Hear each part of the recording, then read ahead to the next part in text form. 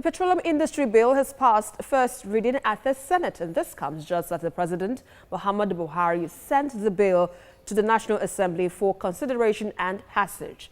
The bill seeks to scrap the Nigerian National Petroleum Corporation and the Petroleum Products Pricing Regulatory Agency, and in turn establish the Nigerian National Petroleum Company Limited. Also, new agencies such as the Nigerian Upstream Regulatory Commission and the Downstream Petroleum Regulatory Authority will be created.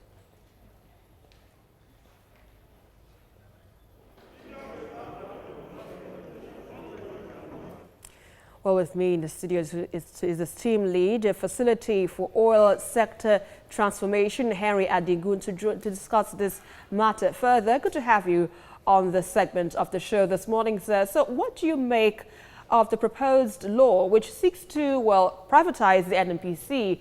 Are we on the right path to economic prosperity? What are your thoughts? Thank you. I think it's not privatizing NNPC, it's commercializing it. The challenge is the understanding. What the law seeks to do is make it a commercial entity under a CAMA Act, make it a limited by liability company. And that's because over the years, there have been a lot of losses in NNPC. The last audit report showed it hadn't been making a lot of money for a long time. It can't make money on the current structure. There's too much political influence on the NNPC. So the law tries to change the focus to make a commercial framework. But NNPC is only one part of the whole bill.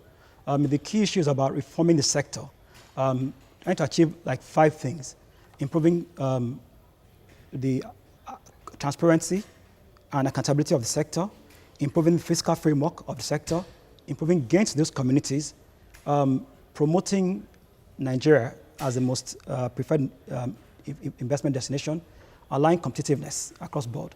So NNPC is only one part of the whole bill, and it's not privatizing it, it's making it a commercial entity under the Ministry of Finance Incorporated, which will now hold the shares for the government of Nigeria, and then putting under the CAMA Act, which was just reviewed by the government and signed off, to make it more accountable, more profitable, and ensure that it can compete with peers across the world. So among other things, the law, we understand, seeks to, well, separate the upstream sector from the downstream sector and perhaps, well, pave way for better handling of the petroleum industry. What do you make of this?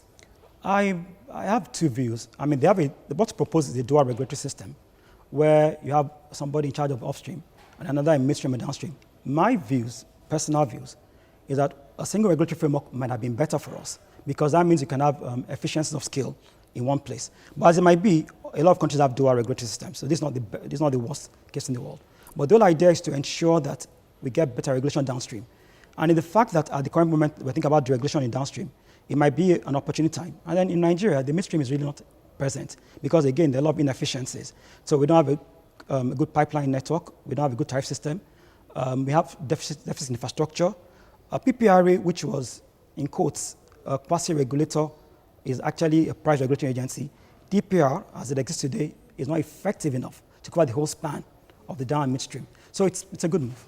Indeed, it is a good one. But, you know, people say that this is a good one in terms of environmental impact. This division, the separation of the downstream from the upstream sector will have in the economy. Do you share the same sentiments? I don't. I don't think the environment is served better because of the split. I think there are issues around the environment, which comes from EGASPIN, which is the framework for environmental issues, lack of synergy between the agencies, DPR, NOSDRA, and a host of other agencies in the host communities. And then the issues around even the responsiveness of the government to oil spills and climate change. So I don't think the bill will make it better. I think what will make it better is passing and amending the NOSDRA Act, which is also in National Assembly. I think that will make that better in the environment. All right, thank you very much, Henry Adigun, for your insights on this segment. What makes us understand how this bill intends to reform the petroleum sector? I mean, it's sad that we are spending this much time on the PIB, which we started the process in 2001. The current laws in the petroleum industry are very outdated and do not reflect the economic realities and challenges we have right now. When we started oil production in Nigeria, Nigeria was maybe the only country that had oil. We now have 14 countries across Africa with oil. We have about 6 countries that have updated their fiscals.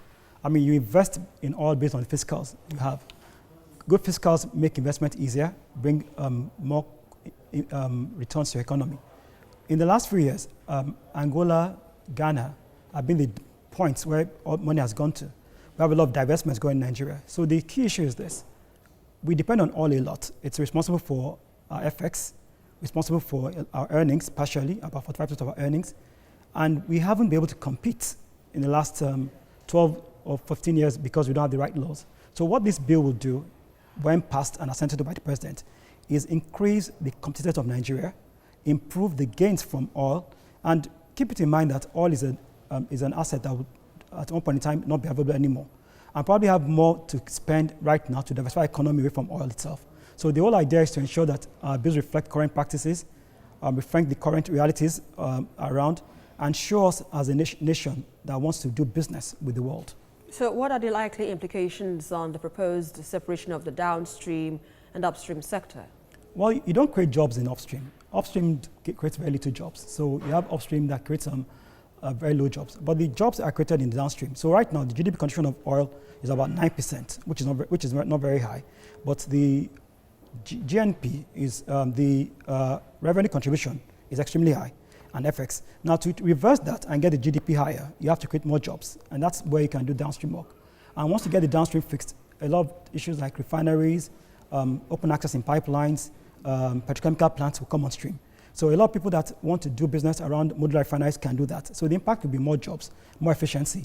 And given the fact that the government has removed subsidy and is moving towards regulation, there needs to be a strong authority or commission ensuring that Nigerians are not cheated and we get the best value for All right, and that's a fine place to leave it. Henry Adigo, thank you very much for your insights on the show this morning.